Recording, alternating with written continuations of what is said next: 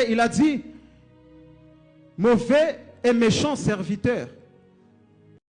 Mais il y a un problème avec ces serviteurs.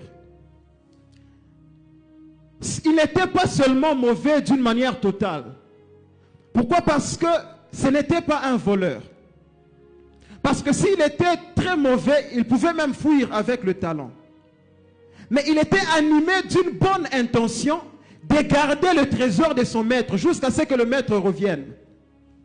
Il était animé d'une intention.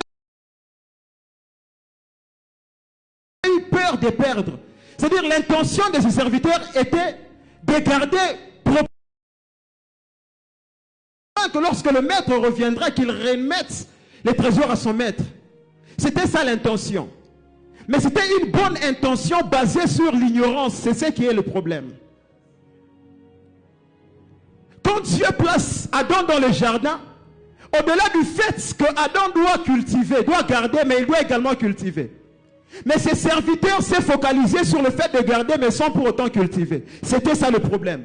Il était animé d'une bonne intention de garder le talent de son maître, mais il n'a pas respecté l'aspect de cultiver. Toute intention basée sur l'ignorance nous mène à la destruction.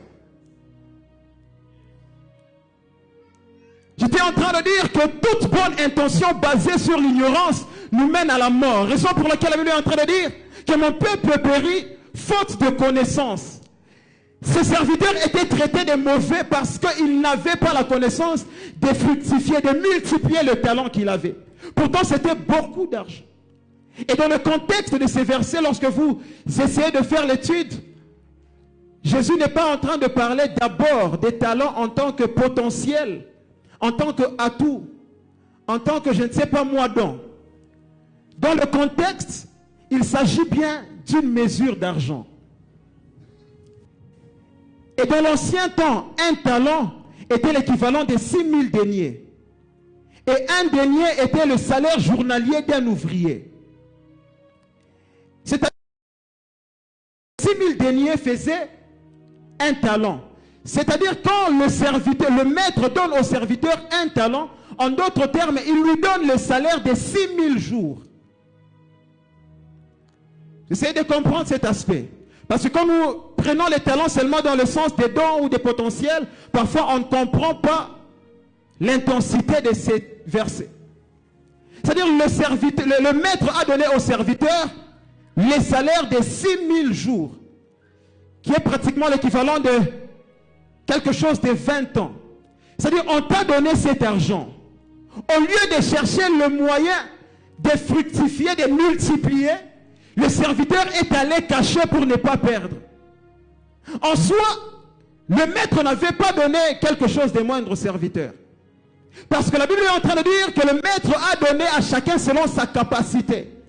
C'est que la capacité de ses serviteurs était de gérer un talent afin de le fructifier. Parce que le maître a constaté que ses serviteurs avaient cette capacité. Mais parce que le serviteur ignorait la capacité qui était en lui de fructifier un talent, il est allé cacher. Certaines personnes ne savent plus réussir dans la vie parce qu'ils ignorent leur capacité en eux. Il y a des capacités que Dieu a investies en vous. Tant que tu ignores l'investissement de Dieu en toi, tu ne réussiras pas dans la vie, tu n'iras pas loin.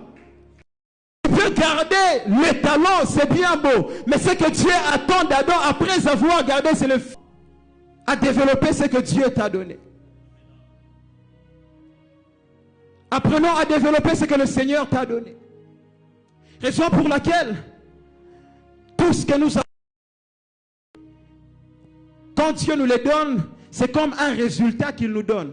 Mais quand ça arrive dans nos mains, ça devient une sémence que nous devons s'aimer. Plusieurs personnes se contentent de